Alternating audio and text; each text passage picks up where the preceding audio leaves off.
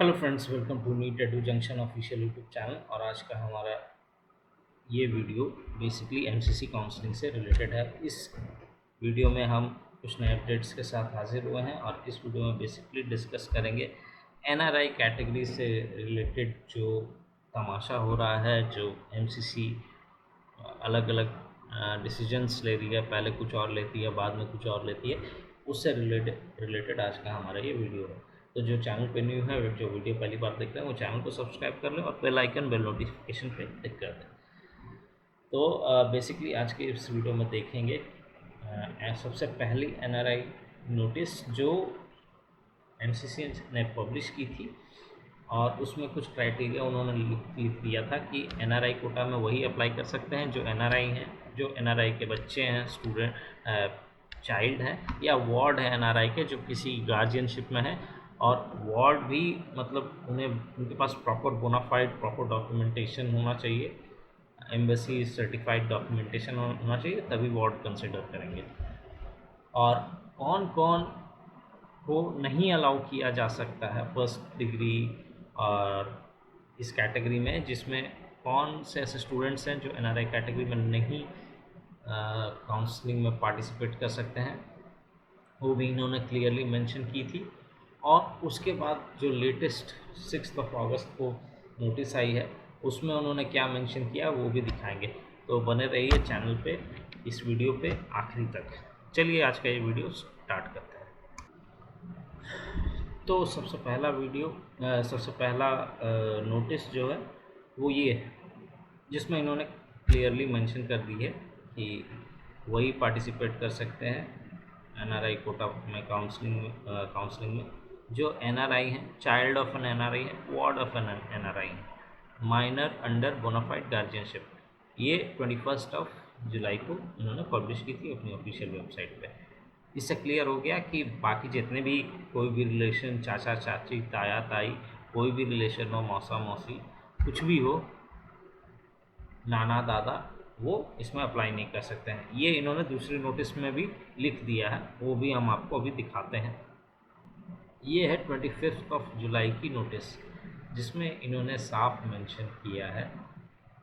ये इनकी इस फॉर्मेट में आपको भेजनी थी, इस फॉर्मेट में भेजनी थी एनआरआई की सारी डॉक्यूमेंटेशन, और मेल में भेजनी थी इसकी डिटेल्स है। ये है इनकी गाइडलाइंस, इन्होंने ये है इनकी eligibility criteria.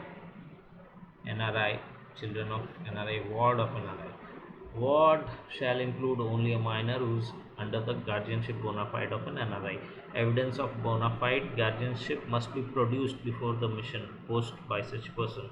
Simply showing that the guardian has looked after the student will not qualify relatives as guardians. An affidavit to the effect must be produced before the mission post by such person.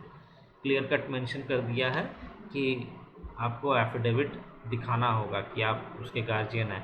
खाली ये बोलने से कि आपने उनकी देखभाल की है, ये हम नहीं मानेंगे। यहाँ पे साफ क्लियर बता दिया है कौन कौन इस क्राइटेरिया में पढ़ते हैं जिन्हें पार्टिसिपेट नहीं करने दिया जाएगी।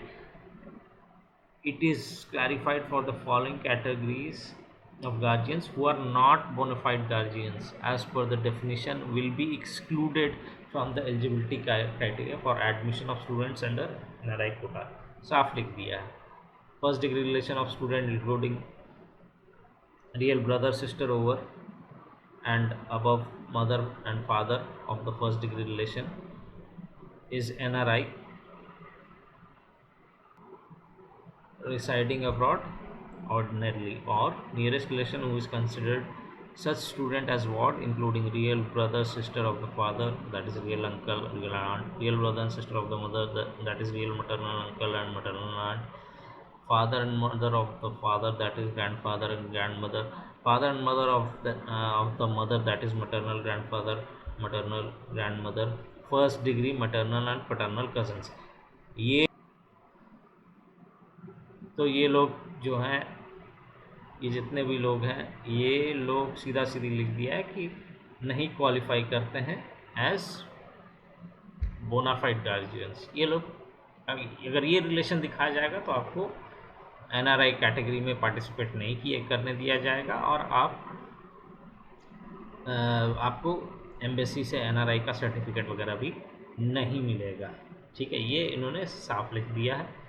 ये इनकी एप्लीकेशन प्रोसेस डॉक्यूमेंट, क्या क्या डॉक्यूमेंट रिक्वायर्ड है, वैलिडिटी ऑफ NRI से pro forma, issuing certificate, OCI card holders for educational benefits, ये सारी चीज़ें ये नोटिस में दी गई हैं। आप लोगों ने देख ली होगी, ये आपने देख लिया। ठीक है, अब ये इनकी सबसे लेटेस्ट नोटिस है,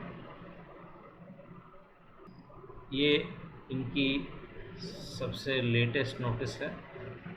6 अगस्त को ये नोटिस आई है। यहाँ पे देखिए इन्होंने क्या लिख दिया, first degree relatives of NRI award, second degree relatives of NRI awards. अभी हमने आपको दिखाया कि फर्स्ट डिग्री रिलेटिव्स मना कर दिया है इन्होंने, और इनको इन्होंने दे दिया है प्रायोरिटी कि नहीं भैया आप कर सकते हैं, आप काउंसलिंग में पार्टिसिपेट कर सकते हैं।